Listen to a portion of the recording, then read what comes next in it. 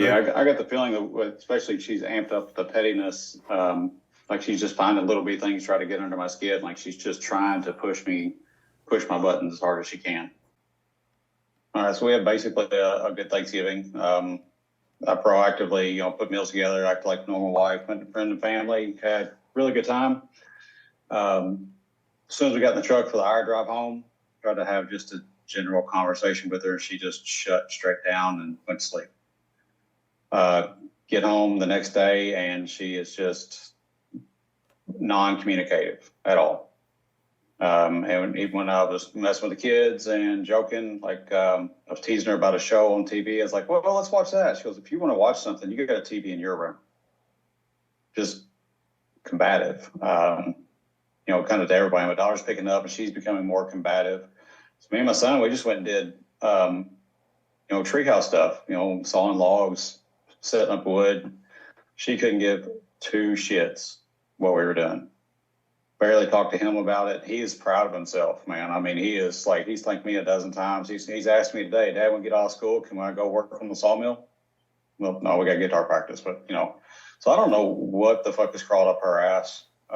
Well, first of all, I'm very frustrated. You're very frustrated. First of all, don't speak like that. First of all, right? You want to keep your mind off the shit. It's been like 4 days of it though. Yeah. She goes from really good to just like she gets lost. I don't know how to describe it. It's like she just kind of shuts down and becomes sullen almost. Like the only time she's happy is when she's out shopping now. I think that's the only hobby she has anymore. What you have so I'm kind of at my wit's end. I'm glad she's out of the house right now because I needed a break from her. But I'm kind of I don't know. I'm very frustrated if you can't tell. Well, it's because you're still relying on her a lot, right? Like, so I'm glad you had a great time with your son. But if you were watching a show and you wanted to watch a show, you probably should have just done it, right? Don't run and hide. That's part of it, right? If you want to break her out of this, see, right now, she's not even reflecting in a positive way. She's sitting in pain. She's sitting in blame. She's sitting in all these negative feelings. So we can't be hiding from it. We need to be able to be man enough to take it, to handle it. It's not always appropriate. That's the thing. With the show thing, I did take it. We were having we have a pool table in the basement. We were having a family pool tournament. Mm-hmm. And she was looking for something to watch, and I was just teasing about a show. And she goes, well, if you want to do that, you go up to your room. You got TV in your room. I was like, well, I just thought it was funny. And I just sat there and then waited my turn to play pool. I'm not running away from her. So use my line then, right? Damn, thought you'd laugh. Almost always gets to laugh anyway. You know what I mean? Like, don't explain yourself. This and that. Like, again, you're cowering there. Even though you say you're not running, that's a cowering approach, right? Trying to defend yourself. I just thought it'd be funny, nah. You're hurting a lot right now. So you're having a hard time being confident. You're walking on eggshells. Instead, just start showing up like who you want to be. Okay. I mean, we had such a good time. I asked her if she wanted to go on a date, and it was no. And she's like, take your daughter. I was like, well, it's on a Thursday, so I'm asking you. She goes, no. I said, well, okay, we'll find something else you want to go to. Her answer was, it would still be no. See, again, you're still explaining yourself, but also she's not there yet on the rejection ladder, right? Like, did you give her gratitude for the great time that you had? Did you give her any affirmations from the way she did something like, whatever it was? If you can start focusing on replacing all the negative that you used to have with the positive, this is when somebody can't be a fucking asshole to you all the time.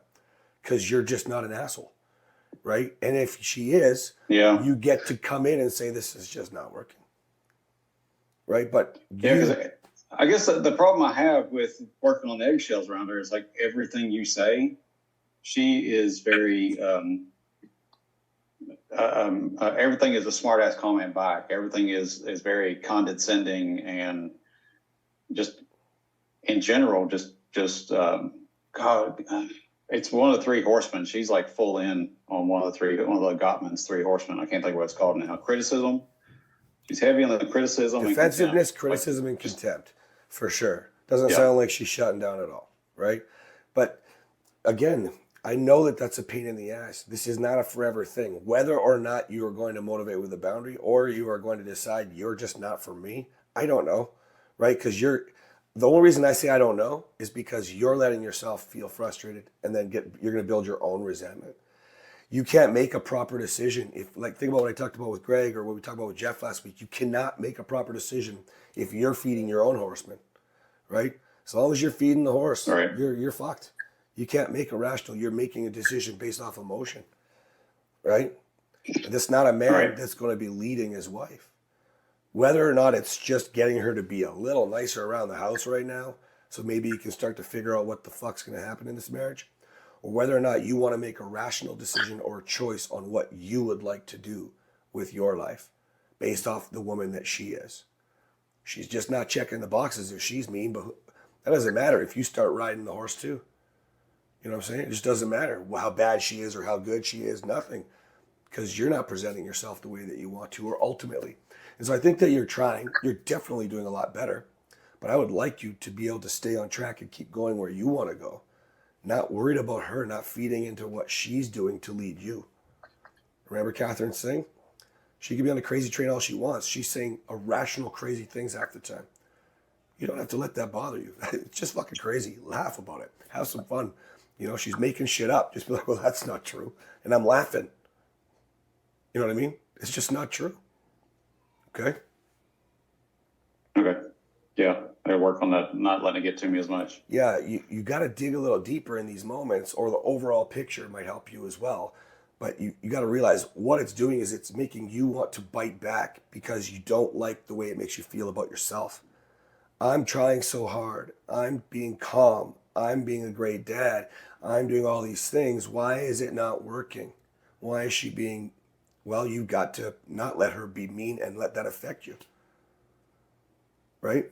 You can't control her. Right. But if she can't count on you anyways, or she wants to continue, I think a lot of what she's doing, and I don't like to assume, but I think a lot of what she's doing is she's trying to drive you away, trying to push your buttons so you will explode.